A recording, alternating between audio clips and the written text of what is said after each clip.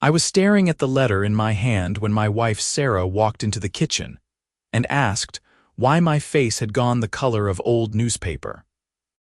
The letter from the Sunset Ridge Homeowners Association had just informed me that my vineyard, the one my grandfather planted in 1964, the one I had spent 3 decades nurturing and growing, had been officially rezoned as commercial property. Not residential with agricultural use. Not mixed use. Full commercial. What does that even mean? Sarah asked, reading over my shoulder. It means, I said slowly, my brain still trying to process the implications, that according to them, I have been operating a commercial business on residential property for 30 years without proper permits. The thing is, I had not been operating a commercial business. My name is Marcus Chen, and I am a 53-year-old software engineer who happens to own a 2-acre vineyard in Napa County, California. My grandfather immigrated from Taiwan in 1962 and bought this property in the hills above the valley when land was still affordable. He planted Cabernet Sauvignon vines 2 years later. When he died, my father took over. When my father died, I inherited it. I had never sold a single bottle of wine commercially. Every grape that came off those vines went into wine for personal consumption, gifts for friends and family, and the occasional bottle donated to charity auctions. The Sunset Ridge HOA had formed 15 years ago when a developer bought the surrounding properties and built a gated community of McMansions.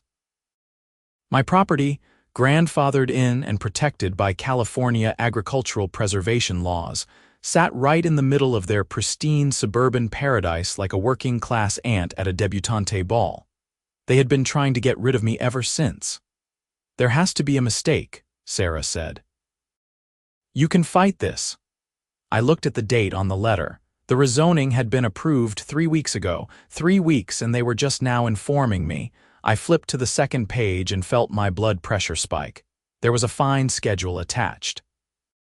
$10,000 for operating a commercial business without proper permits. $5,000 per year for back taxes on commercial property rates instead of agricultural rates. And a notice that I had 30 days to either obtain proper commercial permits and pay all outstanding fines or cease operations entirely. I did some quick mental math. 30 years at $5,000 per year was $150,000, plus the $10,000 fine. They wanted $160,000 from me. This is insane, I muttered. Sarah grabbed her phone. I am calling Robert. Robert Chen, my younger brother, was a real estate attorney in San Francisco. If anyone could untangle this mess, it was him. While Sarah explained the situation to him, I read through the letter again, looking for any detail I might have missed. That was when I saw it, the notice of public hearing. Apparently, the HOA had held a meeting to discuss the rezoning issue, and I had been sent a notice by mail to attend. I walked over to the stack of mail on the counter that I had been ignoring for the past few weeks. Buried under credit card offers and grocery store circulars was an envelope from the HOA dated a month ago. I ripped it open. Sure enough, there was a notice of a public hearing to discuss the commercial wine-making operation at 4782 Hillside Drive. The hearing had taken place on a Tuesday afternoon at 2 p.m. I had been at work. Even if I had seen the notice, I would not have been able to attend without taking time off. Robert says do not pay anything, Sarah said, hanging up. He is coming over tomorrow morning to look at everything. That night, I could not sleep. I kept thinking about my grandfather, about the stories he used to tell me of working in the vineyard after his shifts at the cannery. He had been so proud of those vines, of the fact that he owned land in America, that he could grow something beautiful and pass it down to his children. The vineyard was not just property to me, it was legacy. It was family history, and some HOA board thought they could just take it away. Robert showed up at 8 the next morning with a briefcase and a grim expression. He spread out documents across my dining room table and started taking notes as I walked him through everything. Okay, he said after an hour. Here is the situation. The HOA does not actually have the authority to rezone your property. Only the county can do that. What they have done is pass an internal rule declaring that your vineyard violates their commercial activity restrictions. But I am not a member of their HOA, I said. My property predates their development by 40 years. Exactly. Which means their rules do not apply to you. However, they seem to think they have found a loophole. They are claiming that because wine bottles with your property's name on them have appeared at charity auctions, you are engaged in commercial activity. I felt my jaw clench. Those were donations, personal bottles that I gave away, I know. But they are arguing that any wine that leaves your property and has monetary value assigned to it counts as commercial activity. It is a ridiculous argument, but they got the county zoning board to listen to them. How? Robert pulled out another document. The HOA president, a woman named Brenda Patterson, happens to be married to County Supervisor Jim Patterson. She convinced 3 other board members to support a motion to investigate your property. The county sent out an inspector who saw your wine cellar, your bottling equipment, and the labels you put on your personal bottles, and wrote a report recommending a zoning review. That is corruption, Sarah said. It is certainly a conflict of interest, Robert agreed. But proving corruption is hard. What we need to do is challenge the rezoning directly. I'm going to file an appeal with the county, and I am also going to send a letter to the HOA informing them that any fines they attempt to levy against you are without legal basis and will be countersued. Countersued for what? I asked. Robert smiled. It was not a friendly smile. Let me do some research first, but I have an idea. 3 days later, I got a call from Brenda Patterson herself. Her voice was sweet as artificial sweetener and just as unpleasant. Mr. Chen, I received a rather confrontational letter from your attorney. I was hoping we could resolve this misunderstanding in a more neighborly fashion. There is no misunderstanding, Mrs. Patterson. Your HOA is attempting to levy fines against me for violations of rules that do not apply to my property. Well, that is just not true. The county has determined that your property is operating as a commercial winery, which means it should be zoned accordingly. We are simply trying to maintain the residential character of our community by forcing me to pay $160,000 in fines, by ensuring that everyone follows the same rules. You know, Mr. Chen, if you are struggling financially, perhaps it would be best to consider selling the property. I actually know several developers who would pay fair market value. You could take that money and retire somewhere nice, somewhere without all these complications. There it was, the real agenda. They did not care about zoning or commercial activity. They wanted my land. I am not selling, I said flatly. That is unfortunate. I really did hope we could work this out amicably. I suppose we will have to let the lawyers handle it. She hung up before I could respond. Robert filed the appeal that Friday. The following Monday, I received another letter from the HOA. This one informed me that I was now also in violation of HOA aesthetic guidelines because my vineyard detracted from the visual harmony of the community. There was a demand that I install screening hedges at my own expense, estimated cost $40,000 or face additional fines. They are just making things up now, I told Robert over the phone. I know, document everything. Every letter, every call, every interaction. We are building a harassment case. A harassment case, trust me. The next few weeks were a nightmare. The HOA sent me violation notices almost daily. My mailbox was not the correct shade of white. My driveway had cracks that needed repair. My fence was 6 inches too tall. Each violation came with a fine attached, ranging from $500 to $2,000. I started to understand how they operated. They buried people in paperwork and fines until it became easier to just give up and do what they wanted. But I was not going to give up. Neither was Robert. In early November, we went before the county zoning board for the appeal hearing. The hearing room was packed. On one side sat Brenda Patterson and half a dozen other HOA board members, all dressed like they were attending a country club luncheon. On the other side sat me, Sarah, Robert, and my friend Tom Martinez, who owned a legitimate commercial winery 3 miles away and had agreed to testify on my behalf. The board chairman, an older man named Harold Wright, called the meeting to order and asked Robert to present our case. Robert stood up and laid out the facts methodically. My property predated the HOA by decades. It was protected under California agricultural preservation statutes. I had never sold wine commercially. I had never applied for a commercial winery license. I had never employed staff for wine-making purposes. Every bottle produced on my property was for personal use, which was explicitly legal under both state and federal law. Then Tom testified. He explained the difference between a hobby vineyard and a commercial operation. The permits required, the inspections, the record-keeping, the tax implications. He showed photographs of his winery compared to my setup. His operation covered 20 acres with a tasting room, a gift shop, a full-time staff of 12, and annual production of 15,000 cases. My operation was a 2-acre vineyard with a garage that had been converted to a small wine cellar, no employees, and annual production of about 30 cases that I made myself on weekends. There is simply no comparison, Tom said.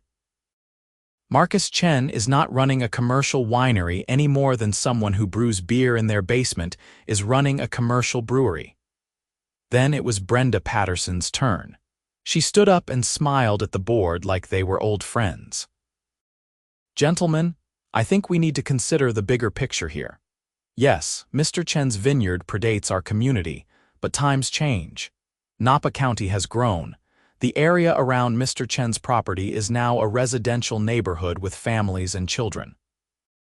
His operation, regardless of whether he calls it commercial or personal, involves large equipment, truck deliveries of supplies, and occasional gatherings of people for harvest and bottling. These activities are disruptive to our peaceful community. Do you have evidence of these disruptions? Harold Wright asked. Brenda gestured to one of the other HOA board members, a thin woman with short blonde hair who I recognized as living 3 houses down from me. The woman, whose name was apparently Karen Whitmore, stood up and cleared her throat nervously. I have called the sheriff's department twice in the past year to complain about noise from Mr. Chen's property. Both times, there were groups of people at his house, and I could hear machinery running late into the evening. Robert immediately pulled out his phone and started typing. I leaned over and whispered, "What are you doing?" "Getting the sheriff's incident reports," he whispered back. Harold Wright made some notes. "Is there anything else?" Brenda pulled out a folder. "We have photographs showing commercial wine bottles bearing Mr.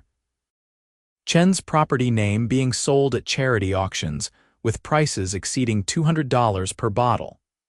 We have documentation showing that over 30 bottles have been auctioned in the past 5 years, representing over $6,000 in monetary transactions." "Those were donations," I said, unable to stay quiet. "I did not receive any of that money." "But someone did," Brenda said smoothly, "which makes them commercial transactions." Harold Wright frowned. "Mr. Chen, can you provide documentation of these donations?" "I can," I said.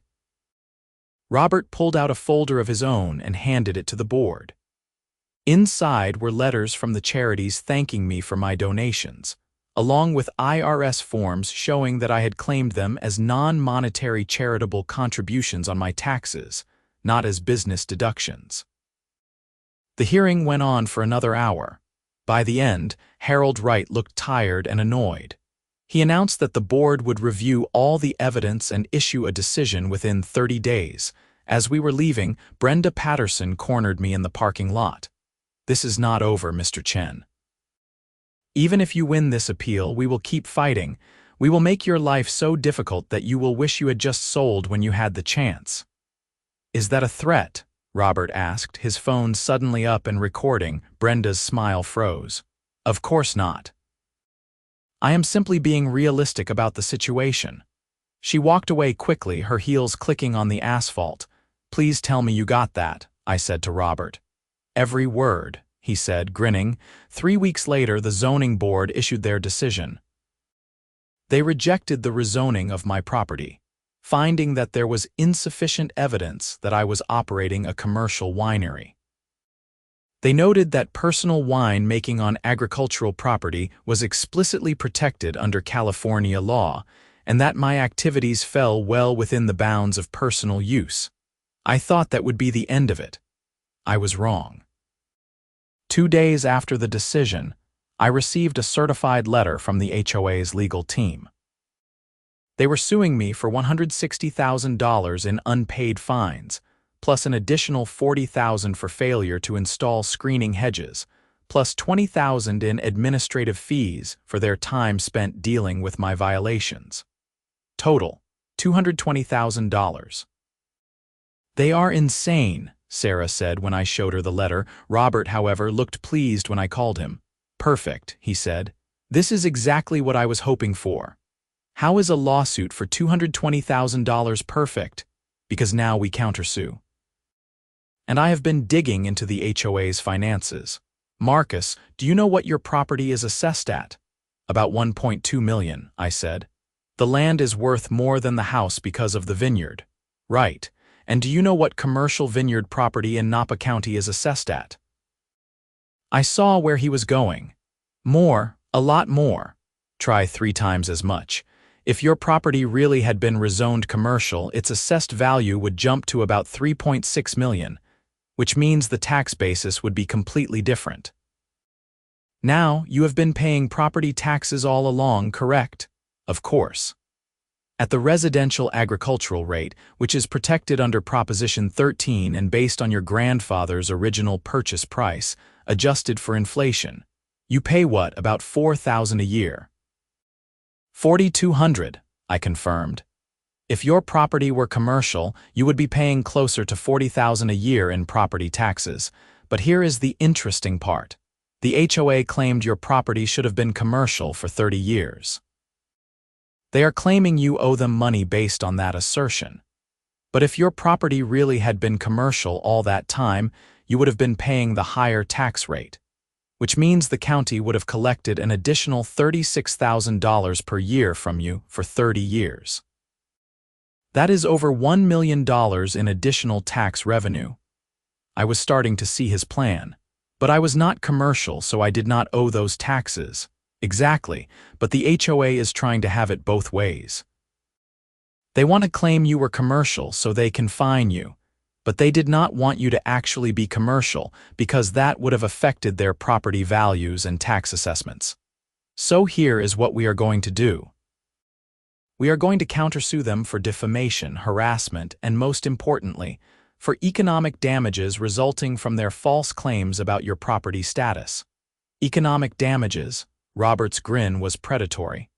Marcus, you have been growing grapes for 30 years. Good grapes on prime Napa County vineyard land. If you had been a commercial operation, how much money would you have made? The question hit me like a truck. I had never thought about it that way. My vineyard produced about 2 tons of grapes per year, give or take. Commercial vineyards in Napa County sold premium grapes for anywhere from $3,000 to $6,000 per ton, depending on the variety and quality. My Cabernet Sauvignon would have been on the high end of that range. Conservatively, I said slowly. About $10,000 per year in grape sales, probably more if I had been set up for commercial production. $10,000 per year for 30 years is $300,000, Robert said. But that is just raw grapes. If you had been set up as a commercial winery, making and selling wine instead of just grapes, what would the revenue have been? I did the math in my head. 30 cases per year, 12 bottles per case, that was 360 bottles annually. Decent Napa Cabernet sold for $50 to $100 per bottle retail. Somewhere between $18,000 and $36,000 per year. Call it $25,000 to be conservative. $25,000 per year for 30 years is $750,000, Robert said. That is what you lost because the HOA has spent years making false claims that your vineyard was a commercial operation, which damaged your reputation and made it impossible for you to actually go commercial even if you wanted to. Wait, I said. That logic does not make sense. They claimed I was commercial when I was not. That did not stop me from going commercial. Actually, it did.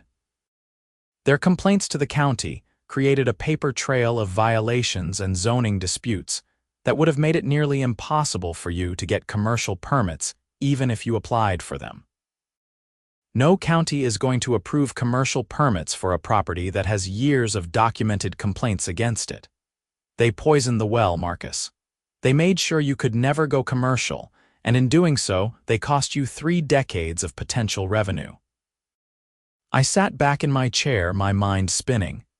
Can we actually argue that in court? We can absolutely argue it.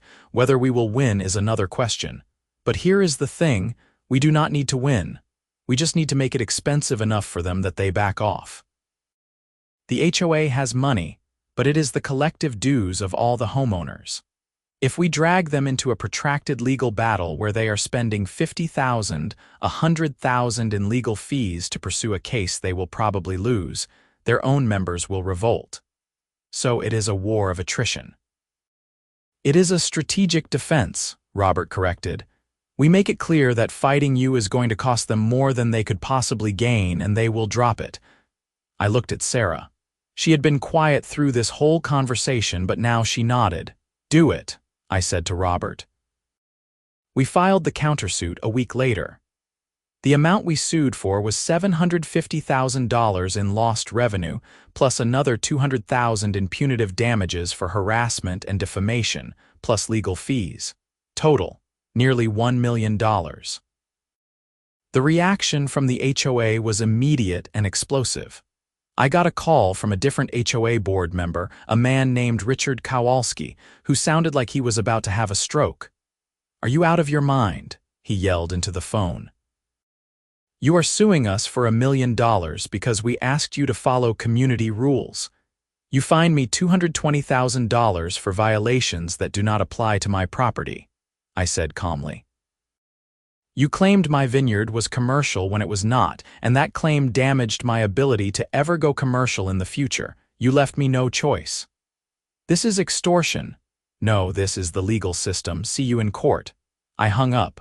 Over the next month, things escalated quickly.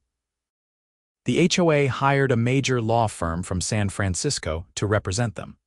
That law firm immediately filed a motion to dismiss our countersuit. Robert filed a motion to dismiss their suit against me. Both motions were denied, and the judge scheduled a preliminary hearing for February. In the meantime, word got out in the neighborhood about what was happening. I started getting visits from other homeowners in the Sunset Ridge development, people I had never met before. Most of them were sympathetic. "Brenda has been a nightmare since she became HOA president," one woman told me. She had introduced herself as Lisa Chen, no relation. She fined me $2,000 because my rose bushes were the wrong color, said they clashed with the community aesthetic. She made us repaint our entire house because the shade of beige was not on the approved color list. Another man said, "Cost us $8,000. The stories kept coming. Brenda Patterson had apparently made a hobby out of finding violations and levying fines. The HOA had gone from a sleepy neighborhood organization to a militant enforcement agency under her leadership, and people were getting fed up. "Why does not someone vote her out?" I asked Lisa. "We tried last year. She controls 4 of the 7 board seats. Her husband, his sister, and 2 of their friends from church. They vote as a block. The rest of us do not have enough votes to override them." An idea started forming in my mind.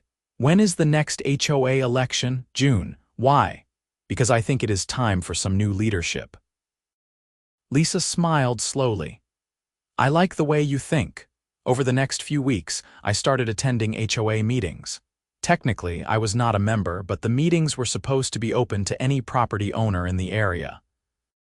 Brenda tried to have me removed the first time I showed up, but Robert had coached me on the relevant laws.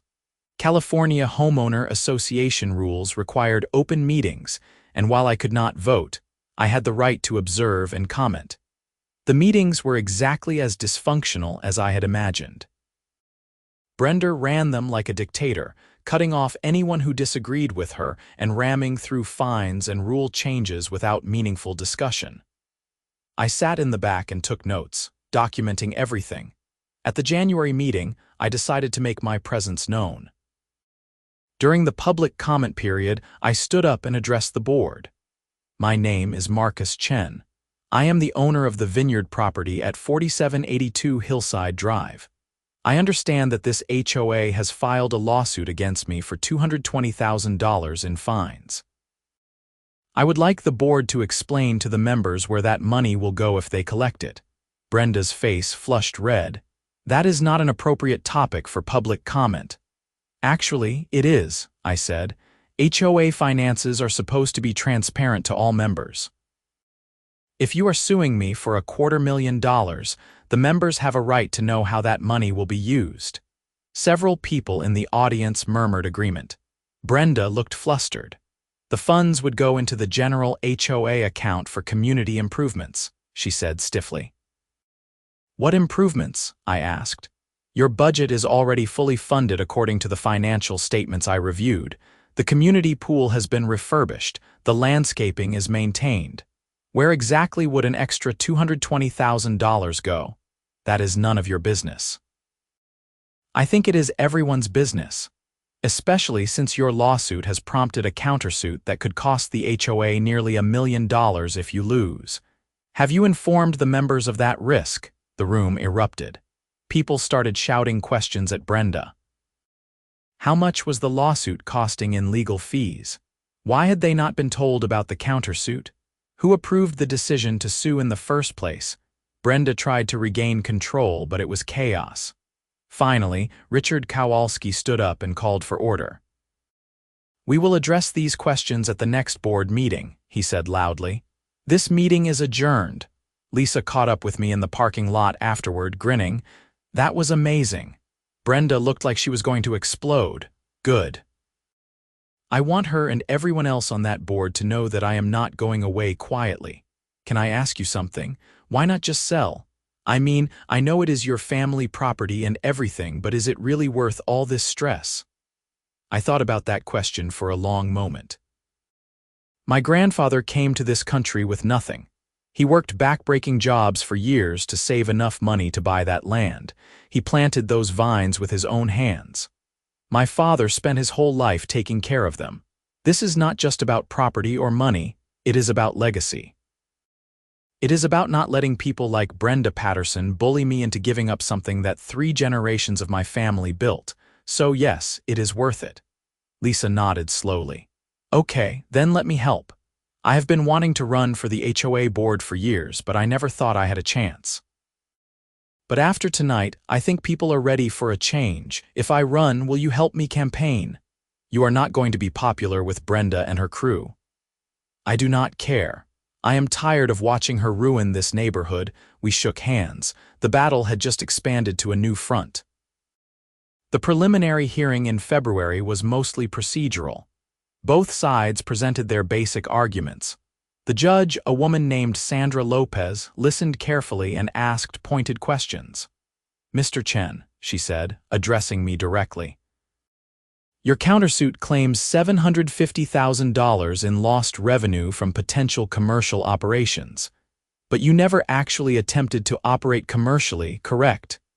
That is correct, Your Honor, Robert answered for me. However, the basis of our claim is that the defendant's actions made it impossible for Mr. Chen to pursue commercial operations even if he had wanted to. Their repeated false claims to county authorities created a hostile regulatory environment. And Mrs. Patterson, Judge Lopez said, turning to Brenda's legal team. Your suit claims Mr. Chen violated HOA rules by operating a commercial winery. But Mr. Chen's property is not part of your HOA, correct? The lead attorney, a polished man in his 40s named Douglas Brennan, stood up. Your Honor, while Mr. Chen's property technically predates the HOA, it is completely surrounded by HOA properties. His activities affect the quality of life for HOA members. We believe the HOA has standing to enforce community standards even on non-member properties when those properties impact the community. That is an interesting legal theory, Judge Lopez said dryly. I am going to need to see case law supporting that position. The hearing wrapped up with Judge Lopez ordering both sides to submit additional briefs and scheduling a full trial for May. As we left the courtroom, Douglas Brennan pulled Robert aside. "Your client should consider settling," he said quietly. "This is going to get expensive for everyone." "Then your client should drop their frivolous suit," Robert replied. "The HOA has deep pockets. We can drag this out for years." Robert smiled. "So can we, and unlike the HOA, we do not have to answer to a bunch of angry homeowners when their dues go up to pay legal bills." That last part seemed to hit home. Brennan's confident expression flickered for just a moment before he recovered. "We will see you in court." March came, and with it the HOA election season. Lisa officially filed to run for one of the open board seats. So did 3 other people who had been inspired by the drama at the January meeting. Suddenly, Brenda's control of the board was in jeopardy. The campaign got ugly fast. Brenda and her allies put out a newsletter claiming that Lisa and the other challengers were agents of chaos who wanted to eliminate all community standards. They pointed to me and my lawsuit as an example of what would happen if the radicals took over the board. Lisa and her allies fought back with their own newsletter detailing all the excessive fines and aggressive enforcement actions Brenda had pursued over the past 3 years. They highlighted families who had been forced to spend thousands of dollars on petty violations.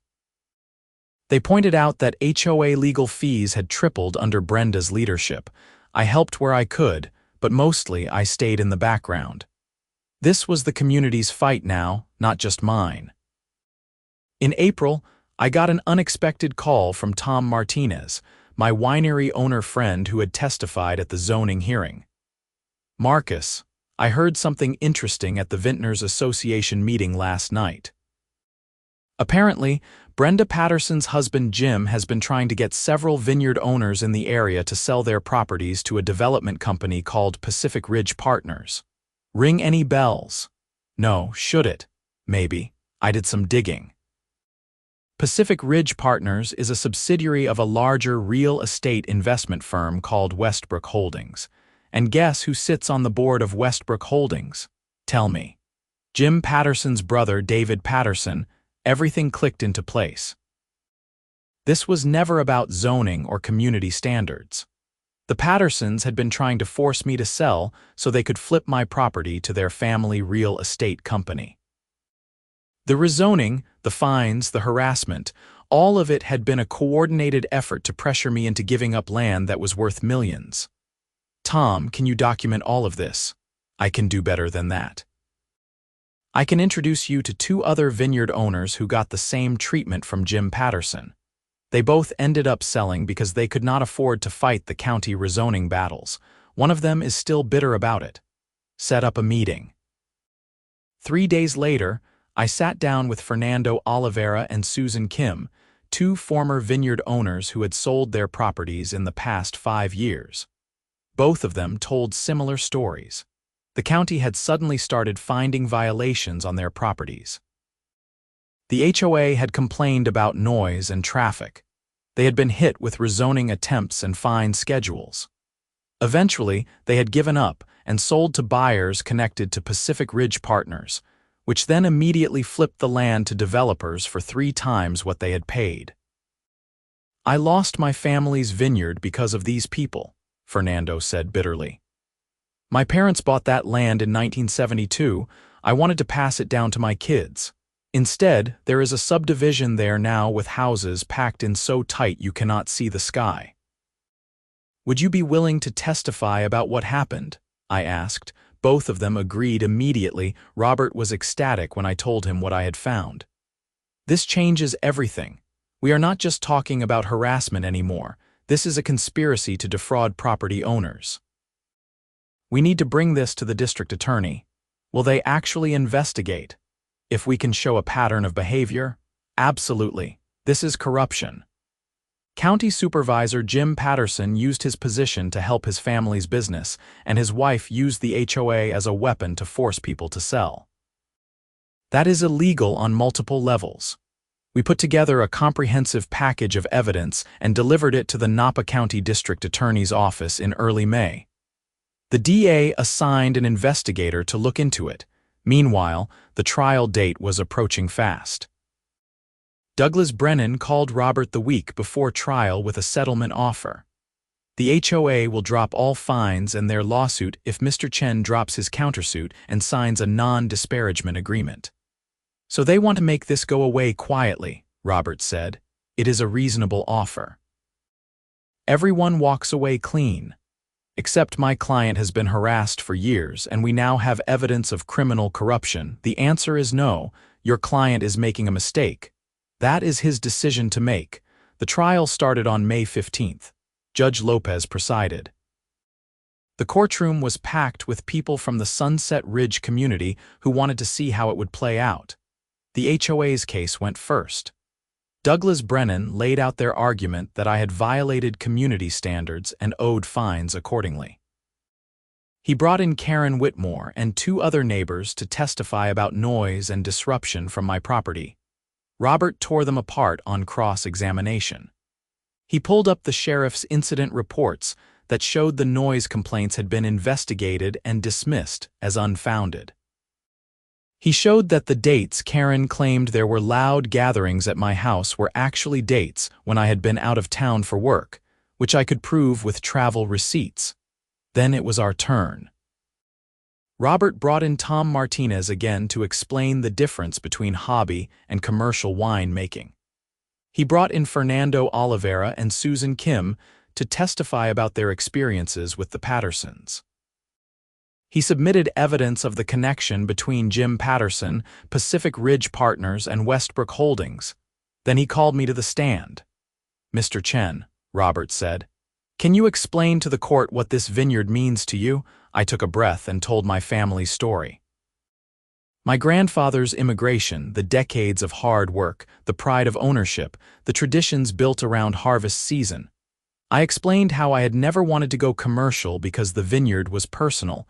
It was about family, not profit. But the HOA's actions changed that, Robert said. "Can you explain how?" Once they started claiming I was operating commercially, I could not donate wine to charities anymore. I could not invite friends over for harvest. I could not even put labels on bottles for my own cellar without worrying it would be used against me. They took something that was joyful and turned it into a source of constant anxiety. And yes, they also made it impossible for me to ever go commercial in the future, because no county will approve permits for a property that has years of zoning disputes on record. They destroyed my options while claiming I was doing something I never did.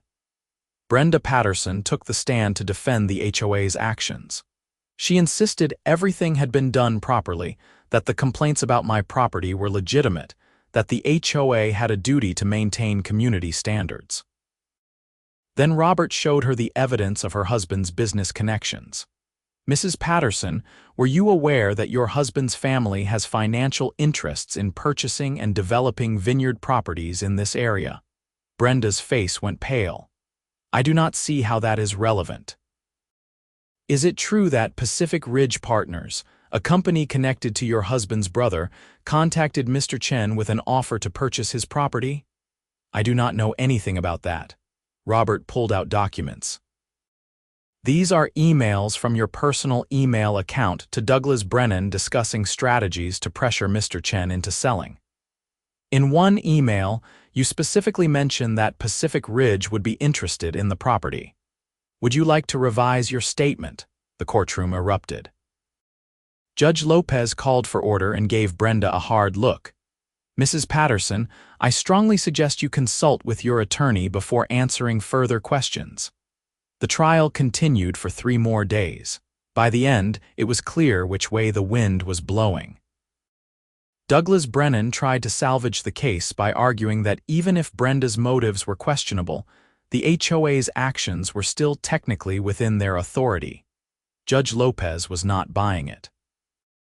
In her ruling, delivered a week after the trial concluded, she found that the HOA had acted in bad faith, that their fines were without legal basis, and that their campaign against me constituted harassment. She dismissed their lawsuit entirely and awarded me $350,000 in damages, about half of what we had asked for, but still a significant victory. More importantly, she referred the case to the district attorney for criminal investigation. The HOA election happened 2 weeks later. Lisa and all 3 of the other challengers won their races. Brenda Patterson was voted out as HOA president, along with 2 of her allies. The new board's first act was to formally apologize to me and withdraw all pending fines and violations. The criminal investigation took longer, but by September, the district attorney had enough evidence to bring charges. Jim Patterson was indicted on 3 counts of corruption and abuse of office. Brenda Patterson was charged with conspiracy to commit fraud. Both of them eventually pleaded guilty to reduced charges in exchange for Jim resigning from the County Board of Supervisors. They paid significant fines and were sentenced to community service, but avoided jail time. Pacific Ridge Partners and Westbrook Holdings faced civil lawsuits from Fernando Oliveira, Susan Kim, and 2 other former property owners. Those cases settled out of court for undisclosed amounts. As for me, I got my life back. The Vineyard was officially confirmed as residential agricultural property, protected in perpetuity under state law. I continued making wine for personal use, 30 cases a year, just like always. The new HOA board actually became friendly. Lisa invited me to their meetings occasionally to consult on issues affecting the community. Sarah and I used part of the settlement money to renovate the house and upgrade the wine cellar. We donated a significant amount to local agricultural preservation charities. And we set up a legal defense fund to help other small property owners fight HOA overreach. On a warm October evening, 3 years after this whole nightmare started, I stood in the vineyard during harvest season. My brother Robert was there along with Tom Martinez, Lisa and her family, and about 24 friends. We picked grapes together as the sun set over the Napa Valley, the vines heavy with fruit, the air filled with laughter and conversation. My grandfather had planted these vines 62 years ago with a dream of building something lasting. My father had nurtured that dream, and I had fought to protect it. Standing there among the people I cared about, holding a bunch of freshly picked Cabernet Sauvignon grapes, I felt the weight of that legacy and the satisfaction of knowing I had not let it slip away. "What are you thinking about?" Sarah asked, walking up beside me. "I am thinking about how close we came to losing all this, and how grateful I am that we did not." She squeezed my hand. "Your grandfather would be proud." "I hope so." The harvest that year was exceptional. The grapes were perfect, the weather ideal. I made 30 cases of wine like always. But this time, there was something different about it. This time, every bottle represented not just family tradition, but also the fight to preserve that tradition. Every sip would taste like victory. The following spring, the new HOA board approached me with a proposal. They wanted to install a small plaque at the entrance to the community recognizing my vineyard as a historic agricultural property and explaining its importance to the area's heritage. I agreed with one condition. The plaque had to also mention Fernando Oliveira and Susan Kim and the vineyards that had been lost to development. The plaque was installed in June at a small ceremony. Fernando and Susan were both there, along with most of the neighborhood. It was a moment of reconciliation, an acknowledgement that what had happened was wrong, and a commitment to do better going forward. Life settled into a comfortable rhythm after that. I continued working as a software engineer, spending my weekends and evenings in the vineyard. Sarah started a blog about small-scale wine making that became surprisingly popular. Robert used our case as a teaching example in the real estate law classes he occasionally taught at UC Berkeley. The legal bills had been substantial, but the settlement covered them with plenty left over. More than the money, though, the case had established important precedents. Several other California homeowners facing similar HOA disputes cited our case in their own legal battles. A state legislator even introduced a bill to strengthen protections for agricultural properties surrounded by residential developments. The bill passed and was signed into law 2 years after our trial. I never did go commercial with the Vineyard, despite now having the clear legal ability to do so. The whole experience had reinforced why I loved keeping it personal. Wine making for me was about connection, tradition, creativity, and sharing something handmade with the people I cared about. Adding commerce to that equation would have changed the fundamental nature of what I was doing. Instead, I started hosting occasional workshops on home wine making, teaching other hobbyists the techniques my father and grandfather had taught me. I charged nothing for these workshops. They were simply a way to share knowledge and keep the craft alive. The new HOA board even started advertising the workshops as a community amenity, something unique that set Sunset Ridge apart from other developments in the area. Brenda and Jim Patterson moved away about a year after the criminal cases concluded. I heard through Lisa that they relocated to Arizona, far from the Napa Valley and the community they had tried to control. I felt no satisfaction in their departure, only relief that the chapter was finally closed. Karen Whitmore, the woman who had made the false noise complaints, actually apologized to me in person about 18 months after the trial. She admitted that Brenda had pressured her into testifying, implying that her own property would face increased scrutiny if she did not cooperate. She had been scared and went along with it, something she clearly regretted. I appreciated the apology and told her I held no grudge. The real villains in the story were the people who had created the system of intimidation, not those who had been caught up in it. 5 years after the initial letter that started everything, I received an email from a law student at Stanford who was writing a thesis on HOA overreach and property rights. She asked if she could interview me about my experience. I agreed, and we spent 2 hours on a video call discussing the case, the legal strategies, the emotional toll, and the eventual resolution. What advice would you give to someone facing a similar situation? She asked near the end of the interview. I thought carefully before answering. First, document everything. Every letter, every call, every interaction. You need a paper trail. Second, know your rights. Most people do not realize how much power they actually have to fight back against HOA overreach. Third, find good legal representation. I was lucky to have my brother, but even if you have to pay for an attorney, it is worth it. And fourth, do not give up. These organizations count on people being too tired, too scared, or too financially strapped to fight. If you stand your ground and show them you are willing to see it through, they will often back down. But your case went all the way to trial, she pointed out. It did. But that was because there were criminal elements involved. Most HOA disputes do not escalate that far. Usually, the HOA is operating in a legal gray area and counting on intimidation. Once they realize intimidation will not work, they reassess. The thesis was eventually published in a law journal, and I heard it was cited in several subsequent court cases. It was strange to think that our personal nightmare had become a teaching tool for others. But if it helped even one person successfully fight back against unjust treatment, then something good had come from the struggle. Sarah and I celebrated our 30th wedding anniversary in the Vineyard, surrounded by friends and family. Robert gave a toast that referenced the legal battle, joking that most people get a watch for their anniversary, but we had gotten a landmark court case. Everyone laughed, but there was truth in the humor. The fight had changed us, strengthened us, and deepened our appreciation for what we had. My mother, who was 83 by then, attended the party.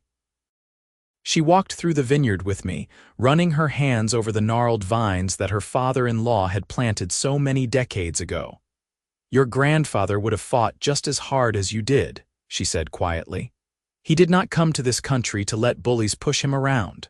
I know, Mom. I thought about him every day during the trial. You did right. Not just for yourself, but for the family. This land will be here for your children now and their children. That is what matters. I did not have children of my own. Sarah and I had never been able to have them, but my brother Robert had 2 daughters, and they loved the vineyard as much as I did. The older one, Emma, had just started college and was studying environmental science. She talked about maybe taking over the vineyard someday, continuing the tradition into a 4th generation. The thought filled me with hope and purpose. The grapes that year were again excellent, and I made my usual 30 cases. I gave bottles to everyone who had helped during the legal battle: Robert, Tom Martinez, Fernando and Susan, Lisa, and dozens of others. Each bottle had a special label that year, designed by Emma, featuring a drawing of the vineyard with the caption "Perseverance, 2028 Vintage." It was a small gesture, but it meant something. Looking back on everything that happened, I understood that the fight was never really about wine or zoning or HOA rules.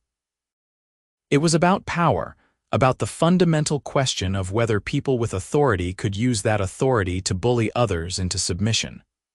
Brenda Patterson and her allies had believed they could. They had believed that their position, their connections, and their willingness to be ruthless would be enough to force me out. They were wrong. And the precedent set by our case made it harder for others like them to succeed in the future. That was perhaps the most satisfying aspect of the whole ordeal, knowing that the suffering we had endured had made the system a little more just for those who came after. I spent a quiet evening in December of that year sitting in my wine cellar, surrounded by bottles from 3 decades of harvests. Each vintage told a story, captured a moment in time.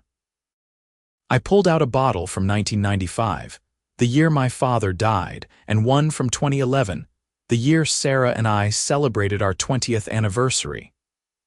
And then I pulled out a bottle from 2023, the year the nightmare with the HOA had started.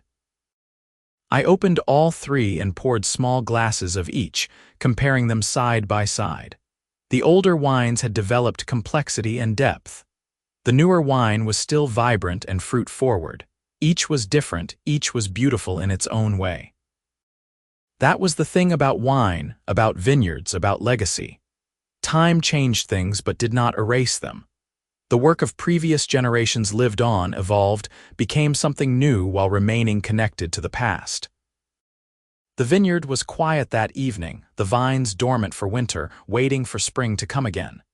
In a few months they would bud and bloom and begin the cycle anew. Grapes would grow, ripen, and be harvested. Wine would be made, aged, shared.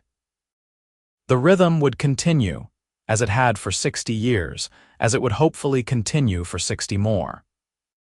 I raised a glass to the empty cellar, to my grandfather who had planted the vines, to my father who had nurtured them, to everyone who had fought to preserve them, and to whatever future generations would carry the tradition forward. Then I drank, savoring the taste of home, of history, of hard-won victory and enduring hope. The vineyard had survived, and that was what mattered. Everything else was just noise.